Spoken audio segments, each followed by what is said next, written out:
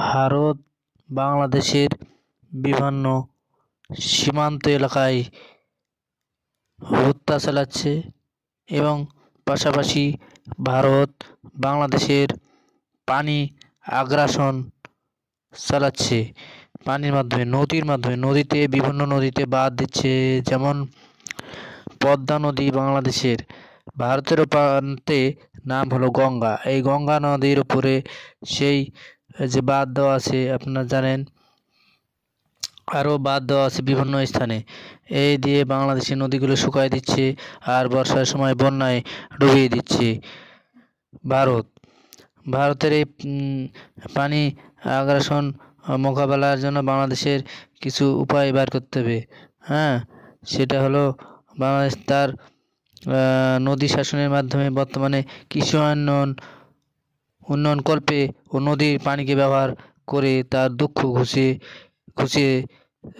ঘুচিয়ে তার বাংলাদেশের মানুষকে বুঝিয়ে দিতে হবে এবং ভারতকে তার মোকাবেলা করতে হবে। আমরা ভারতের পানি আগ্রাসনকে উপযুক্ত পরিকল্পনা গ্রহণ করে ওই পানিকে আমাদের কৃষিভিত্তিক অর্থনৈতিক উন্নয়নে ভূমিকা রাখতে পারি।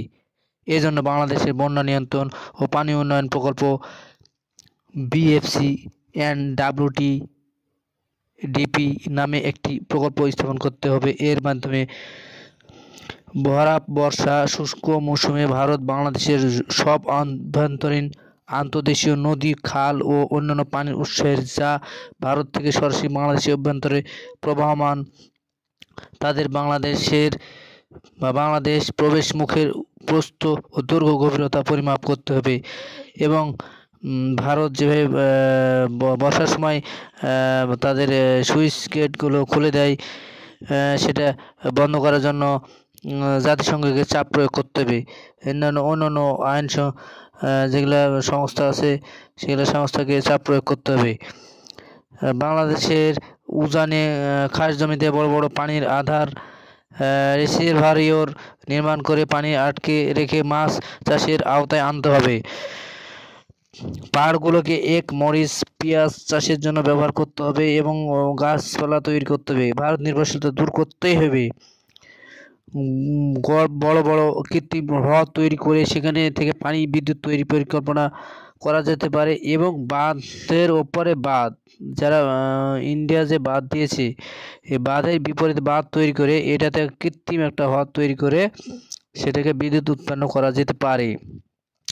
শুষ্ক মৌসুমে ডিসেম্বর থেকে মার্চে 4 মাস স্বেচ্ছাশ্রম কাজের বিনিময়ে খাদ্য WFP কর্মসূচির আওতায় অনেক বড় জনবল নিয়োগ দ্বারা প্রয়োজনীয় নদী, খাল ও জলাশয়ের খনন কাজ দ্রুত সম্পন্ন করতে হবে। মাঝে মাঝে ইট তৈরি, ভাটা নির্মাণ করতে হবে। বিভিন্ন স্থানে প্রয়োজনীয় কাজে ইট এখন থেকে সরবরাহ করা হবে বা হতে পারে এই ধরনের একটা প্রকল্প নিতে হবে। বড় বড় রিসিভার থেকে খরা মৌসুমে ছোট ছোট খাল অথবা পাইপ লাইনের মাধ্যমে চাষাবাদের জন্য প্রয়োজনীয় এলাকায় পানি সরবরাহের ব্যবস্থা করতে হবে।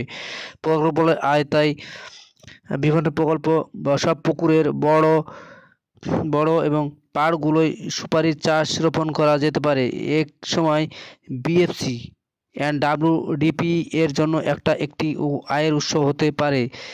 প্রকল্পের আওতায় পুকুরগুলোকে মাছ চাষের জন্য ইজারা দিয়ে আর্থিক লাভের ব্যবস্থা করা যেতে পারে। এভাবে আমাদের বাংলাদেশকে স্বাবলম্বী করে তুলতে হবে এবং ভারত নির্ভরশীলতা একবারে শূন্যে নিয়ে আসতে হবে।